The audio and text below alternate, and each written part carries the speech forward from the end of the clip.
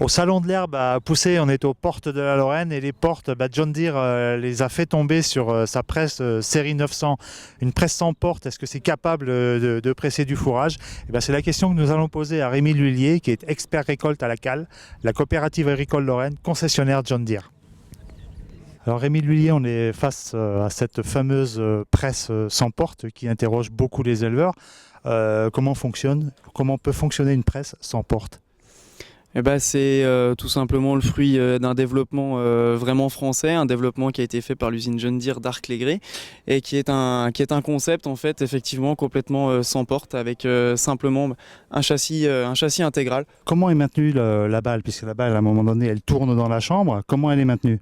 La balle elle est tout simplement maintenue par les courroies qui sont derrière et qui vont redescendre en même temps que ce système de rideaux, qui vont redescendre et qui vont venir flirter avec les trois rouleaux d'amorçage, notamment celui du bas, pour après mettre la balle en rotation et puis commencer à former une balle. Et comment elle est maintenue dans la chambre? Elle est maintenue donc à la fois par ces courroies et par ces deux parois mobiles, donc ces deux parois mobiles qui n'ont que le rôle de maintenir la botte dans la chambre. Ils ne sont en aucun cas sollicités au niveau du châssis. Et donc ces deux portes, au moment de l'ouverture de ce rideau, vont s'écarter. Alors quels sont les avantages de cette conception? La rapidité d'éjection de la balle.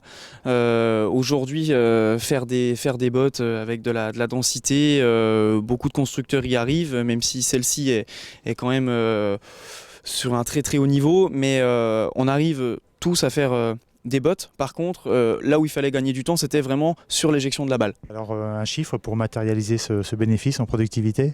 Aujourd'hui, ce qu'on peut dire, c'est, vous voyez simplement la taille des vérins pour ouvrir cette porte, très petit diamètre, donc ils se remplissent très vite. Ça veut dire qu'on va lever ici 230 kg, alors qu'on va lever sur une presse normale, standard, environ 520 kg. Ce qui veut dire que nous, une ouverture-fermeture de porte, c'est 5 secondes, contre un standard qui va être entre 10 et 15 secondes.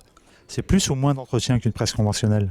Alors c'est moins d'entretien puisque déjà par le concept et puis aussi notamment par ici donc un nombre de graisseurs réduit qui vont tous être centralisés quasiment sur cette platine et qui vont permettre aux agriculteurs très rapidement de visualiser la presse avant de partir au champ et notamment de graisser la machine. Est-ce que ça coûte le même prix ou plus cher, moins cher qu'une presse classique? Cette presse, pour un agriculteur qui l'aura acheté, effectivement, il aura payé il aura un certain surcoût au niveau de son achat, mais c'est un surcoût qui va s'effacer tout au long de la durée de vie de la presse, que ce soit par rapport à son entretien et que ce soit par rapport à sa productivité. Et elle intègre aussi une technologie Isobus que vous avez appelée Baler Automation. De quoi s'agit-il? Aujourd'hui, on a franchi un nouveau niveau, on n'est plus sur une simple communication.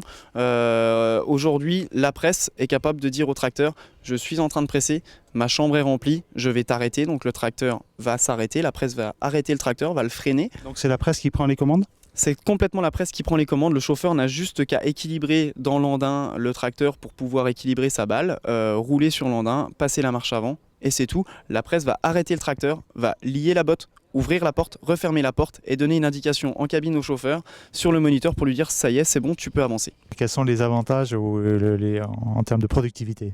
Avec ce système-là, on va chanter beaucoup de manipulations en cabine, notamment le freinage, qu'aujourd'hui on roule vite avec une presse, donc on va freiner, parce que quand on va arriver à la fin de la botte, donc on va freiner, on va toucher à l'inverseur du tracteur, on va ouvrir la porte, refermer la porte. Toutes ces manipulations-là vont être complètement gérées par la presse. On aura simplement une mise en avant du levier d'inverseur pour lui dire ça y est, je peux ravancer, je refais une botte. Alors est-ce qu'elle peut rivaliser avec une presse haute densité, une telle presse?